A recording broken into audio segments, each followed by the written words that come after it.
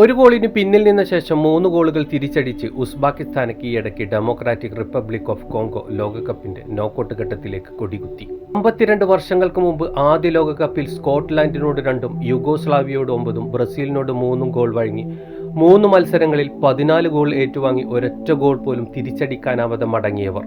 അങ്ങനെ സംപൂജ്യക്കാരായി അവർ കാത്തുനിന്നത് അരനൂറ്റാണ്ട്. ആ പൂജ്യത്തെ ശൂന്യതയെ അവർ മായ്ച്ചു കളഞ്ഞിരിക്കുന്നു. 4 ഗോളുകൾ, 4 പോയിന്റ്, ഒരു സമനില, ഒരു ജയം, ആദ്യ നോക്കൌട്ട്.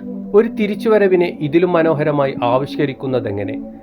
അപമാനത്തിന്റെ കുനിഞ്ഞ തലയുമായി മടങ്ങിയ പിതാക്കന്മാരെ തലയെടുപ്പിനെ ഇതിലും ആദരവോടെ വീണ്ടെടുക്കുന്നതെങ്ങനെ? 1961 ജനുവരി 17 കോങ്കോയുടെ സ്വാതന്ത്ര്യ സമര നായകനും ആദ്യ പ്രധാനമന്ത്രിയുമായിരുന്ന പാട്രിക് ലുമുംബ കൊല്ലപ്പെട്ടു. പിന്നീട് അദ്ദേഹത്തിന്റെ മൃതദേഹം സൾഫ്യൂരിക് ആസിഡിൽ അലിയിച്ച് തെളിവുകൾ നശിപ്പിക്കപ്പെട്ടു.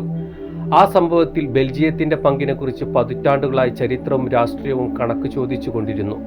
ഒരുപക്ഷെ അന്ന് ചിലർ കരുതിയിട്ടുണ്ടാവും ലുമുംബയെ അവർ ചരിത്രത്തിൽ നിന്ന് തന്നെ മായ്ച്ചു കളഞ്ഞെന്ന്. എന്നാൽ ലുമുംബ ഇന്നും ജീവിക്കുന്നു കോങ്കോയുടെ ഫുട്ബോൾ ഗാലറികളിൽ. കോങ്കോയുടെ മത്സരങ്ങളിലെല്ലാം നീലയും മഞ്ഞയും ചുവപ്പും കലർന്ന സൂട്ടുമിട്ട് വലതുകൈ ആകാശത്തേക്ക് ഉയർത്തി 90 മിനിറ്റും ഒരു ഇഞ്ചു പോലും അനങ്ങാതെ നിൽക്കുന്ന ഒരു പ്രതിമയെ നമ്മൾ കണ്ടിട്ടുണ്ട്. മിഷേൽ എങ്കുക്ക എംബോല ഡിങ്ക. ഫുട്ബോൾ ലോകം അദ്ദേഹത്തെ സ്റ്റാച്യു ഫാൻ എന്ന് വിളിക്കുന്നു. കോങ്കോയിലെ മനുഷ്യർ വിളിക്കുന്നത് ലുമുംബ വിയ ലുമുംബ ജീവിക്കുന്നു എന്നാണ്.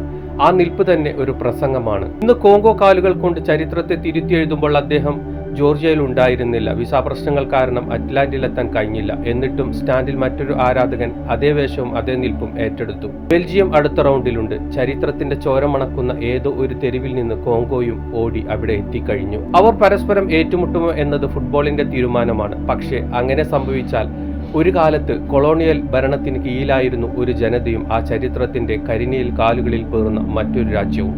ലോകകപ്പിന്റെ ഒരേ മൈതാനത്ത് നേർക്കുനേർ നിൽക്കുന്ന നിമിഷമായിരിക്കും അത്.